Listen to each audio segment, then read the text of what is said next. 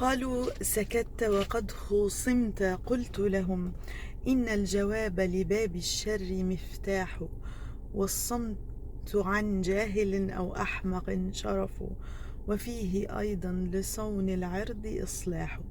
أما ترى الأسد تخشى وهي صامتة والكلب يخسى لعمر وهو نباح. كنت زمان بحب أسمع ولا زلت يعني أناشيد كده بتاعت مشاري راشد، فكنت أسمع بقى إيه من 10 15 سنة كده أو أكتر يعني. النشيد ده أول ما أطلعه تحس إن الله حلو ده. أسكت إزاي؟ اللي هو ينفع اسكت؟ عايزه اسكت. الكلام الكتير او الكلام وقت المشاكل او الكلام بالحاجه اللي احنا مش عايزين نقولها بتعمل لنا مشاكل كتير. فالفيديو ده ازاي نتعلم السكوت. انا حاولت لما عجبتني الانشوده دي او عجبني ده، فحاولت ان انا اسعى اشوف. حسيت ان انا لا مش عايزه تاني اتكلم، فاحس ان هي غلطه وندمان عليها. و...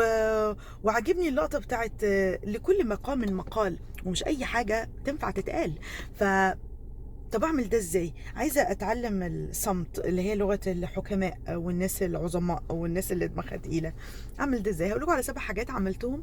قعدت براكتس يعني بشكل وباخر، واتعلم العلوم بتاعتهم احيانا علشان اعرف اعملها.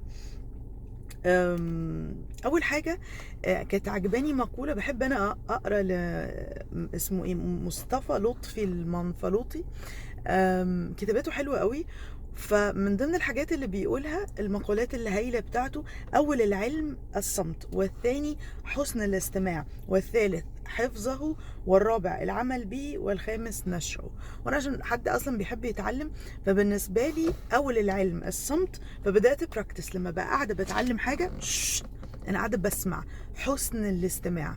ولما اكون قاعده عايزه اتعلم عن حد حاجه، فحسن الاستماع. يبقى العلم او التعلم مش هيحصل غير بحسن الاستماع. فنجرب ده دلوقتي، ان انا باحسن الاستماع. يعني ايه باحسن الاستماع؟ يعني بسمع عشان افهم، دي اول حاجه. فلو بقيت بسمع عشان افهم، ده هيساعدني على الصمت او على السكوت التقيل ده الحكيم ده، وهيقلل مشاكل كتير. تاني حاجه: لن تحسن الاجابه اذا اسأت الاستماع قبلها. يبقى حسن الاستماع هنا اول حاجه حلو عشان التعلم او عشان نتعلم وكل الكلام ونفهم اللي قدامنا ونفهم العلم اللي بنتعلمه. تاني حاجه: لو انا بتكلم مع حد وعايزه اجاوب اجابه تقيله، محتاجه احسن الاستماع الاول. طب لو جاوبت اجابه اتخذت عليا واتمسكت عليا وسابوا الموضوع كله ومسك في اللي انا قلته، يبقى انا في الاول ما كانش عندي حسن استماع. تمام؟ يبقى ادي كده عشان اعرف ارد اجابه تقيله محتاجه اسكت شويه الاول، وانا بسكت افعل حاسه السمع. تالت حاجه: لما كنت بلاقي نفسي عايزه انط في الكلام وانا مش عايزه مشاكل، كنت بعمل ايه؟ كده وانا قاعده، طبعا ما بحسش اللي قدامي بقى ان انا بتنفس، لا وانا قاعده كده بصوا على الساكت كده،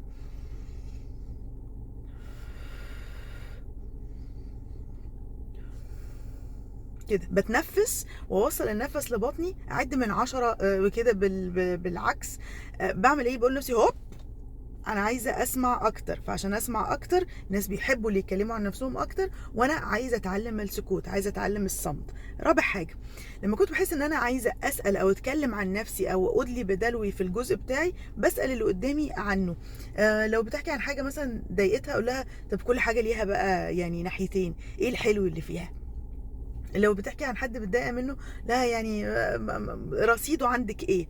يعني بحاول دايما اسال، اللي هي الكوتشنج كويستشنز، يعني اسال على الجانب الاخر للموضوع. دي كانت رابع نقطه. خامس حاجه: الموبايل بتاعي، اللي يعرفني تلاقي ان الموبايل بتاعي سايلنت اساسا. النوتيفيكيشنز والتن تن تن تن تن تن تن تن دي بتوترنا وتخلينا عايزين نفرغ التوتر ده، وبنتكلم كده ايه بتلويش. فممكن ما نقفلش جرس التليفون زي حالاتي، يعني نقفل النوتيفيكيشنز بس، علشان النوتيفيكيشنز دي بتجيب لنا جنان، وعلى اساسه بتأثر، يعني بتبعدنا تماما عن تعلم فضيلة الصمت او السكوت ده.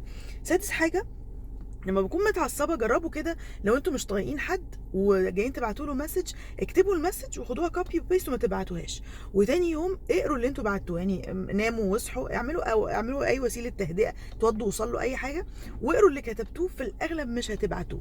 ويا سلام لو يعني خدمتوني وكتبتوها بالورقه والقلم.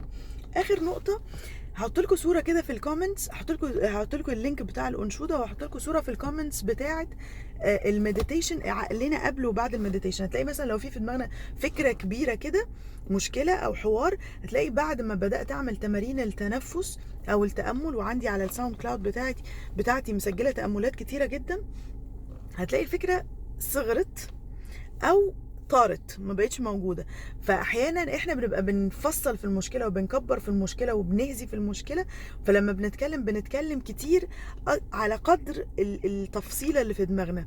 لما بنعمل التامل يوميا، بتبقى من ضمن العادات اليوميه بتاعتنا، لما بنتكلم قليل، او بنبقى حاسين ايه بالتقل والحكمه اللي احنا عايزين نوصل لها دي.